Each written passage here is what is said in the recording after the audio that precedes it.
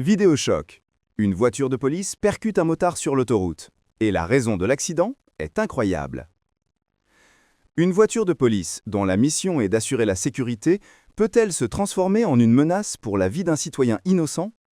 Ceci n'est pas l'histoire d'un film hollywoodien, mais un incident réel qui a secoué la France, documenté par l'image et le son, et qui révèle un mystère entourant l'acte étrange et imprudent d'une autorité censée être exemplaire.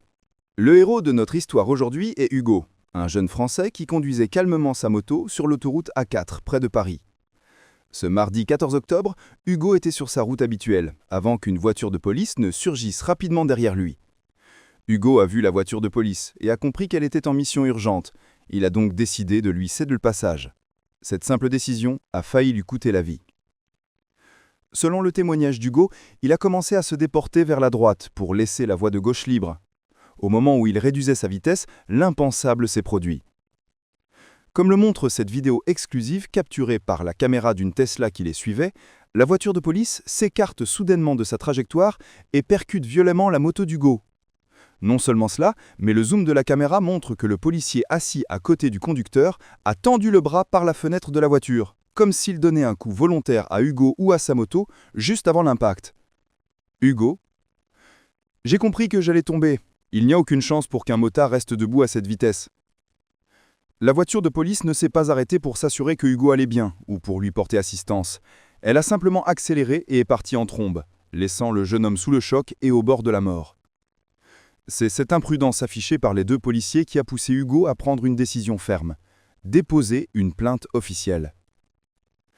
Hugo a intenté une action en justice pour tentative d'homicide par personne dépositaire de l'autorité publique avec arme par destination. Les preuves solides qu'il a fournies, notamment la vidéo de la Tesla, ont provoqué une réaction rapide des autorités compétentes. Immédiatement, le parquet de Créteil a ouvert une enquête et l'inspection générale de la police nationale, connue sous le nom de la police des polices, a été chargée d'examiner les circonstances de cet incident. Hugo se demande, et avec lui tous ceux qui ont vu la vidéo, pourquoi la voiture de police a-t-elle dévié et pourquoi a-t-elle quitté les lieux de l'accident si rapidement? Était-ce une simple erreur involontaire ou une violence policière délibérée? Hugo: « Mon problème n'est pas avec l'institution policière, mais avec ces deux policiers en particulier qui ont failli me coûter la vie.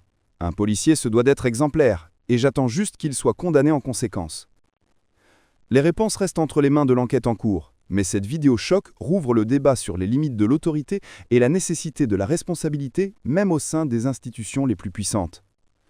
Partagez-nous vos opinions dans les commentaires. Selon vous, quelle est la raison du comportement de ces policiers? Ne manquez pas de suivre l'évolution de cette affaire passionnante. Abonnez-vous à la chaîne et activez la cloche pour recevoir toutes nos nouveautés. À bientôt pour un autre reportage.